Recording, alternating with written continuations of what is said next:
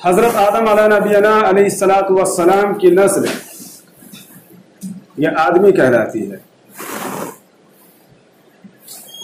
ان آدمیوں کو اللہ تبارک و تعالی نے حضرت آدم علیہ الصلاۃ والسلام کے ساتھ ایک دین دیا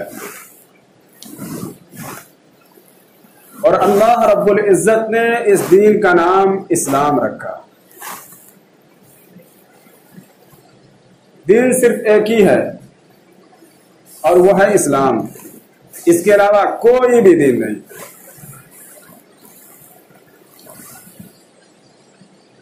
مگر دنیا کے انسانوں نے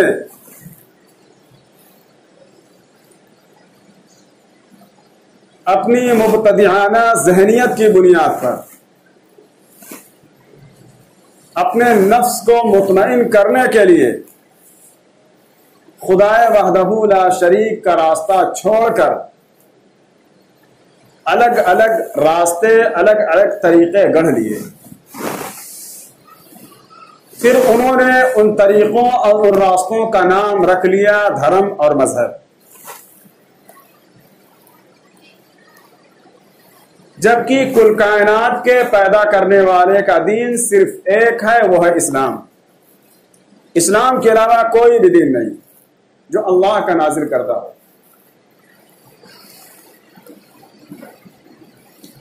اور اس اسلام کو اللہ تبارک و تعالی نے اپنے نبی آخر الزمان جناب محمد رسول اللہ صلی اللہ علیہ وسلم کی ذات سے شروع نہیں فرمایا۔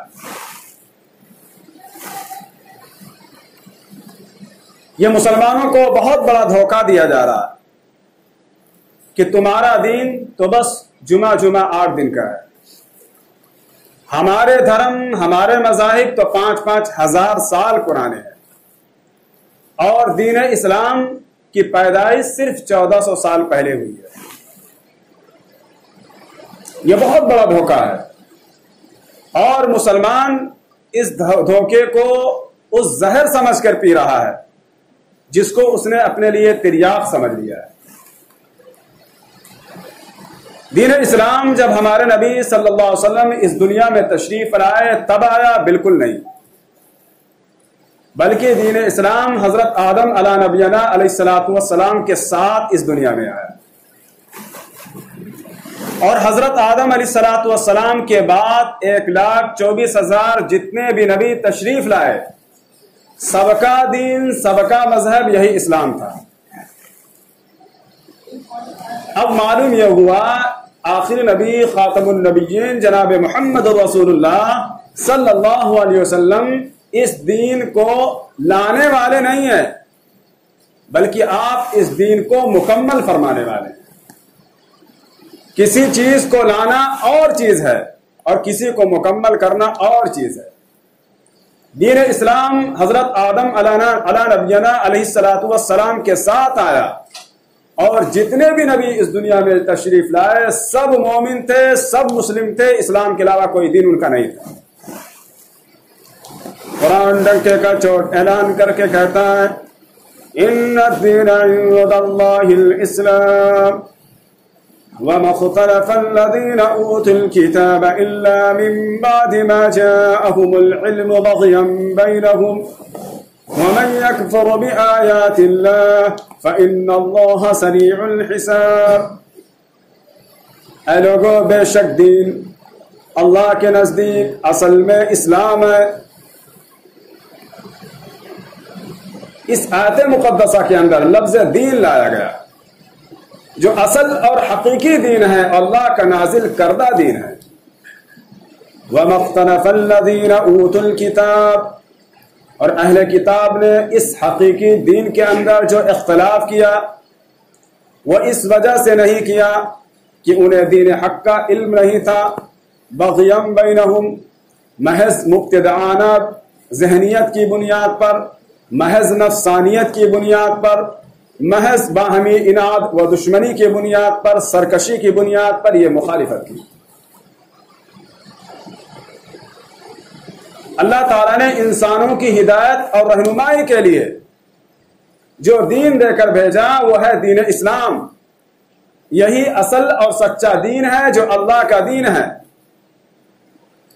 اور جتنے بھی نبی دنیا میں آئے سب یہی دین اسلام کو لے کر آئے، لیکن امتوں نے اپنی آپسی انعاد کی بنیاد پر الگ الگ مذاہب، الگ الگ طریقے گڑھ لیے اور ان کا نام دھرم اور مذہب رکھ لیا۔ وَمَن يَكْفُرُ بِآيَاتِ اللَّهِ، دین حق کو سمجھ جانے کے بعد جو لوگ اللہ کی آیات کا انکار کریں گے، احکام الہی کا انکار کریں گے، دین اسلام کو چھوڑ کر کسی اور طریقے کو اختیار کر کے زندگی گزاریں گے، فَإِنَّ اللَّهَ سَرِيعُ الْحِسَابِ، تو انہیں معلوم ہونا چاہیے کہ اللہ تبارک و تعالی بہت جلد ان کا حساب لینے والا ہے۔ أَفَغَيْرَ دِينِ اللَّهِ يَبْغُونَ وَلَهُ أَسْلَمَ مَن فِي السَّمَاوَاتِ وَالْأَرْضِ طَوْعًا وَكَرْهًا وَإِلَيْهِ يُرْجَعُونَ۔ اس آیت کے اندر یہ بتایا گیا کہ اسلام یہی سچا دین ہے۔ اسلام کے علاوہ دنیا میں جتنے بھی مذاہب ہیں وہ اگرچہ خدا کی طرف منسوب کیے جاتے ہوں، لیکن وہ سب کے سب باطل ہیں۔ سچا اور حقیقی دین کہلانے کا مستحق صرف اسلام۔ دنیا کے اندر جتنے بھی لوگ ہیں، خواہ وہ مذہب اسلام کو مانتے ہوں یا نہ مانتے ہوں، وہ سب کے سب اللہ کے قانون کے تابع ہیں۔ اللہ نے قانون کیا بنایا کہ دنیا کے جتنے بھی انسان ہیں وہ آنکھوں سے دیکھیں گے، یہ اللہ کا قانون ہے۔ دنیا کے جتنے بھی انسان ہیں وہ زبان سے بولیں گے، کانوں سے سنیں گے، دل و دماغ سے سوچیں گے، ہاتھوں سے وہ اپنا عمل کریں گے اور پیروں سے چلیں گے، یہ اللہ کا قانون ہے۔ اس قانون سے کٹر کافر بھی منحرف نہیں ہو سکتا ہے۔ وہ اپنے آنکھوں ہی سے دیکھے گا، وہ اپنی زبان ہی سے بولے گا، وہ اپنے کان ہی سے سنے گا، وہ اپنے ہاتھوں ہی سے پکڑے گا، وہ اپنے پیر سے چلے گا، اگرچہ وہ دین اسلام کا انکار کر دے۔ اور اگر وہ اس حقیقت سے انحراف کرتا ہے وَإِلَيْهِ تُرْجَعُونَ، تو اسے اپنے رب کی طرف لوٹ کر جانا ہے، اور جو رویہ دین سے ہٹ کر اس نے اختیار کیا ہے اس کا اسے جواب دینا ہوگا۔ اس کے جرم میں اس کو سزائیں دی جائے گی، اس کا گرفت کیا جائے گا۔ اللہ کے نبی صلی اللہ علیہ وسلم فرماتے ہیں، اس ذات کی قسم جس کے قبضے میں میری جان ہے، ہر وہ شخص خواہ وہ یہودی ہو یا عیسائی ہو، میری نبوت کی خبر سنے اور میری لائی ہوئی شریعت پر ایمان لائے بغیر مر جائے، وہ دوزخی ہے۔ معلوم یہ ہوا کہ اسلام ایک بین الاقوامی مذہب ہے۔ اس کی دائرے اطاعت میں آنا پوری کائنات کے ہر شخص کے لیے لازم و ضروری ہے۔ اسلام سے ہٹ کر جس نے زندگی گزاری اور اس طریقے پر اس کی موت ہو گئی، وہ دوزخی ہے، وہ جنت میں نہیں جا سکتا۔ یہودی اور عیسائی کہا کرتے تھے کہ ہم حضرت موسیٰ اور حضرت عیسیٰ کے ماننے والے ہیں، آسمانی کتاب توریت اور انجیل کے ہم پیروکار ہیں، جنت تو ہمارا پیدائشی حق ہے، ہمیں کیا ضرورت ہے کہ ہم حضرت محمد صلی اللہ علیہ وسلم کو اپنا رسول مانیں اور اسلام کو اپنا دین۔ ان کے اس قول کی تردید کر دی گئی کہ آخری نبی کو بھیجنے کا مقصد یہی ہے کہ ساری شریعتیں منسوخ کر دی جائیں، سارے مذاہب کالعدم کر دیے جائیں اور پوری دنیا کو ایک دائرے دین وہ اسلام کے اندر لایا جائے جو اللہ کا سب سے آخری مکمل اور جامع دین ہے۔ اللہ فرماتا ہے وَمَن يَبْتَغِ غَيْرَ الْإِسْلَامِ دِينًا فَلَن يُقْبَلَ مِنْهُ وَهُوَ فِي الْآخِرَةِ مِنَ الْخَاسِرِينَ، جو انسان دین اسلام کو چھوڑ کر کوئی اور دین اپنا لے، کوئی اور طریقہ اختیار کر لے، فَلَن يُقْبَلَ مِنْهُ، تو اس کا وہ دین، اس کا وہ طریقہ خدا کی بارگاہ میں قبول نہ کیا جائے گا، وَهُوَ فِي الْآخِرَةِ مِنَ الْخَاسِرِينَ، اور وہ کل بروز قیامت ناکام و نامراد ہوگا۔ یعنی جو خود ساختہ اپنے سے گڑھ کر اس نے دین بنا لیا اور اس دین کے مطابق زندگی گزار دی، تو کل بروز قیامت اس کی گرفت کی جائے گی۔ اور اس طریقے پر چلنے کی وجہ سے اس کو جہنم کے اندر ڈالا جائے گا، کیونکہ اصل دین اسلام ہے، اسلام کے علاوہ کوئی بھی دین خدا کی بارگاہ میں قبول نہیں کیا جائے گا۔ تو اسلام یہ نبی پاک صلی اللہ علیہ وسلم کی ذات سے شروع نہیں کیا گیا، بلکہ اسلام کو لانے والے ہمارے نبی حضرت آدم علیہ الصلوۃ والسلام ہیں، اور جتنے بھی نبی اس دنیا میں تشریف لائے سب کا دین یہی مذہب اسلام تھا۔ اور اسلام کی 3 بنیادی باتیں ہیں: توحید، اللہ کو ایک ماننا، رسالت، حضرت محمد مصطفیٰ صلی اللہ علیہ وسلم کو اللہ کا رسول ماننا، اور آخرت، مرنے کے بعد جو زندگی شروع ہونے والی ہے وہ آخرت ہے۔ یہ 3 بنیادی باتیں۔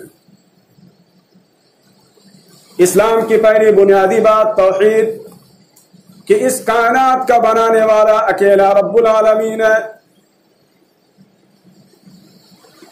وہی خالق، وہی مالک، وہی پروردگار، وہی رزاق، الرحمن الرحیم بھی ہے، مالک یوم الدین بھی ہے، روز جزا کا بھی مالک ہے، کل کا بھی مالک تھا، آج کا بھی مالک ہے، تا صبح قیامت ہمیشہ ہمیشہ کا مالک رہے گا۔ اللہ احد ہے، اللہ صمد ہے، اللہ لم یلد ہے، اللہ ولم یولد ہے، اللہ ولم یکن لہ کفوا احد ہے۔ سارے نبیوں نے اپنی امت کو سب سے پہلا پیغام یہی دیا کہ اللہ ایک ہے، اس کی سوا کوئی معبود نہیں، اس کی سوا کوئی عبادت و بندگی کے لائق نہیں، اس کے سوا کوئی حاجت روا و مشکل کشا نہیں، اس کی ذات میں کوئی شریک نہیں، اس کی صفات میں کوئی شریک نہیں، اس کے نظام میں کوئی شریک نہیں، اس کے قانون میں کوئی شریک نہیں۔ یہ سب سے پہلا عقیدہ سارے نبیوں نے اپنی امت کو دیا ہے۔ یہ عقیدہ ایسا عقیدہ ہے جو ایک اللہ کے سامنے سربسجود ہونے والوں کو سینکڑوں باطل خداؤں کے سامنے سربسجود ہونے سے روک لیتا ہے، کیونکہ جو شخص اپنی پیشانی کو اللہ رب العزت کے سامنے جھکاتا ہے اس سر کو اللہ اپنی بارگاہ میں قبول فرما لیتا ہے، وہ پیشانی، وہ سر عزت والی بن جاتی ہے۔ لیکن جو لوگ اللہ کے در چھوڑ کر در بدر لوگوں کے سامنے اپنی پیشانی کو جھکاتے ہیں وہ اپنے ہاتھوں اپنی پیشانی کو رسوا کر رہے ہیں۔ تو یہ سب سے پہلا عقیدہ ہے اسلام کا بنیادی، وہ ہے توحید۔ لیکن دوسرا عقیدہ کیا ہے؟ دوسرا عقیدہ ہے رسالت، واشہد ان محمدًا عبدہ ورسولہ، حضرت محمد مصطفیٰ صلی اللہ علیہ وسلم اللہ کے بندے اور اس کے رسول ہیں۔ اللہ تبارک و تعالیٰ نے اپنے نبی کا جب انٹروڈکشن کروایا تو عبدہ اور رسولہ کے ذریعے سے کروایا کہ وہ اللہ کے بندے اور اس کے رسول ہیں۔ ایسا کیوں؟ اس لیے کہ بندوں کے اندر گمراہی پیدا ہو گئی تھی۔ جب وہ کسی بزرگ کی بزرگیت کو تسلیم کرتے تھے تو انہیں صرف بزرگ نہیں سمجھتے تھے بلکہ ان کو خدا کے مرتبے تک پہنچا دیا کرتے تھے۔ اور اس کائنات کے اندر سب سے بڑا بزرگ جو پیدا ہوا وہ عبد المطلب کا پوتا، ابو طالب کا بھتیجا، عبداللہ کا بیٹا، آمنہ کا لال، جناب محمد رسول اللہ صلی اللہ علیہ وسلم پیدا ہوئے۔ اس لیے اللہ تبارک و تعالیٰ نے ان کا انٹروڈکشن کروایا، عبدہ و رسولہ، وہ اللہ کے بندے اور اس کے رسول ہیں۔ کیوں؟ تاکہ دنیا کو معلوم ہو جائے کہ رسول لاکھ کتنے بھی بڑے مرتبے کا حامل کیوں نہ ہو جائے لیکن وہ خدا نہیں ہو سکتا۔ یہ دوسرا عقیدہ اسلام کا بنیادی ہے۔ تیسرا عقیدہ آخرت ہے کہ مرنے کے بعد جو زندگی شروع ہوگی وہ آخرت، کہ تمہیں ایک مخصوص مدت تک اس دنیا کے اندر رہنا ہے۔ وَلِلَّهِ عَاقِبَةُ الْأُمُورِ، پھر تمہیں اپنے پروردگار کی طرف لوٹ کر جانا ہے۔ اللہ نے موت و زندگی پیدا کی، کیوں پیدا کی؟ موت بھی مخلوق، حیات بھی مخلوق۔ آئیے ہم قرآن سے پوچھتے ہیں، قرآن تو بتا تو قرآن کہتا ہے الذی خلق الموت والحیات لیبلوکم ایکم احسن عملا۔ اللہ تبارک و تعالیٰ نے موت و زندگی کو پیدا کیا تاکہ وہ دیکھے تم میں سے کون اچھے اعمال کا مالک ہے۔ تم میں سے کون عمل کے اعتبار سے زیادہ اچھا ہے، یہ پرکھنے کے لیے، یہ جانچنے کے لیے، اس آزمائش کے لیے اللہ نے موت و حیات کو پیدا کیا۔ اب ہمیں مطلب سمجھ میں آ گیا کہ ہماری پیدائش کا مطلب کیا ہے، تاکہ اللہ ہمیں پرکھے کہ ہم میں عمل کے اعتبار سے کون اچھا ہے۔ تو مسلمان ہونے کے ناطے ہمیں ہر قدم پر یہ ثابت کرنا پڑے گا کہ ہمارے اعمال کا برائیوں سے کوئی واسطہ نہیں، اور جو لوگ برائیوں میں ملوث ہیں اور ساتھ ساتھ کلمہ بھی پڑھنے والے ہیں، تو وہ کسی نہ کسی پہلو میں کلمے کی امانت میں خیانت کر رہے ہیں۔ بالکل صاف ستھری اور سیدھی سیدھی بات میں آپ کے سامنے کہہ رہا ہوں، کوئی لگاوٹ اور ملاوٹ کی گنجائش نہیں۔ اے لوگوں، تم کچھ بھی عمل کرو، بادشاہ بن کے کرو یا رعایا بن کے کرو، حاکم بن کے کرو یا محکوم بن کے کرو، مومن بن کے کرو یا مشرک بن کے کرو، کافر بن کے کرو یا مسلم بن کے کرو، آقا بن کے کرو یا رعایا بن کے کرو، ڈاکٹر بن کے کرو یا انجینئر بن کے کرو، پرنسپل بن کے کرو یا وائس چانسلر بن کے کرو، ٹیچر بن کے کرو یا اسٹوڈنٹ بن کے کرو، خواہ کسی بھی شعبے میں رہ کر کرو، اللہ کا فرشتہ ایک دن ہماری روحیں قبض کر لے گا اور ہمارا بے جان لاشا قبرص کی تان کی طرف روانہ ہوگا۔ پھر جس طرح ماں کے پیٹ سے اللہ نے ہمیں پیدا کیا تھا، اسی طرح ہمیں قبر کے اندر دوبارہ زندہ کرے گا۔ کیوں؟ فَمَن يَعْمَلْ مِثْقَالَ ذَرَّةٍ خَيْرًا يَرَهُ وَمَن يَعْمَلْ مِثْقَالَ ذَرَّةٍ شَرًّا يَرَهُ۔ تمہاری ایک ایک نیکی کا حساب لیا جائے گا، تمہاری ایک ایک برائی کا حساب لیا جائے گا، ایک ایک برائی تمہارے ہتھیلی کی سامنے رکھ دی جائے گی اور ایک ایک نیکی اسکرین کی طرح تمہیں دکھا دی جائے گی، کیونکہ آخرت کا دن کھرے اور کھوٹے کا دن ہوگا۔ آخرت کے دن ظالم و مظلوم کے درمیان حد فاصل کھینچنے والا دن ہوگا۔ آخرت کے دن فرما بردار اور نافرمان کے درمیان فرق کرنے والا دن ہوگا۔ وہاں کوئی لگی لپٹی نہیں چلے گی، وہاں کوئی دھاندلی نہ چلے گی، وہاں کوئی اثر و رسوخ کام نہ دے گا، وہاں انصاف ہوگا، صرف انصاف۔ فَالْيَوْمَ لَا تُظْلَمُ نَفْسٌ شَيْئًا وَلَا تُجْزَوْنَ إِلَّا مَا كُنْتُمْ تَعْمَلُونَ۔ اے لوگوں، آج تم پر کوئی ظلم نہ ہوگا اور جو کچھ تم دنیا میں کرتے تھے اسی کا بدلہ دیے جاؤ گے۔ معلوم یہ ہوا کہ جب ان تمام چیزوں کو جاننے کے بعد ایک بندہ مومن دائرہ اسلام میں داخل ہوتا ہے تو کہتا ہے اشہد ان لا الہ الا اللہ واشہد ان محمدا عبدہ ورسولہ۔ تو یہ اسلام، یہ ہمارے نبی صلی اللہ علیہ وسلم اس دنیا میں لے کر نہیں آئے، بلکہ اسلام کو حضرت آدم علیہ السلام ساری انسانیت کے لیے اپنے ساتھ لے کر آئے، اور ہمارے نبی اس اسلام کو لانے والے نہیں ہیں بلکہ اس اسلام کو مکمل کرنے والے ہیں۔ قرآن ڈنکے کا چوٹ اعلان کر کے کہتا ہے الیوم اکملت لکم دینکم واتممت علیکم نعمتی ورضیت لکم الاسلام دینا۔ آج میں نے تمہارے لیے تمہارے دین کو مکمل کر دیا، اپنی نعمت تم پر تمام کر دی اور اسلام کو تمہارے لیے ضابطۂ حیات کے طور پر منظور کیا، پسند کیا، قبول کیا۔ اب نہ کوئی اضافہ ہوگا اور نہ ہی کمی۔ شریعت اسلامی مکمل ہے اور شریعت اسلامی کو دو بنیادی ماخذ ہے، قرآن پاک ہے، دوسرے حدیث نبوی ہے۔ یہ آیت کب نازل ہوئی؟ جب ہمارے نبی صلی اللہ علیہ وسلم کا آخری حج حجۃ الوداع کے موقع پر نازل ہوئی۔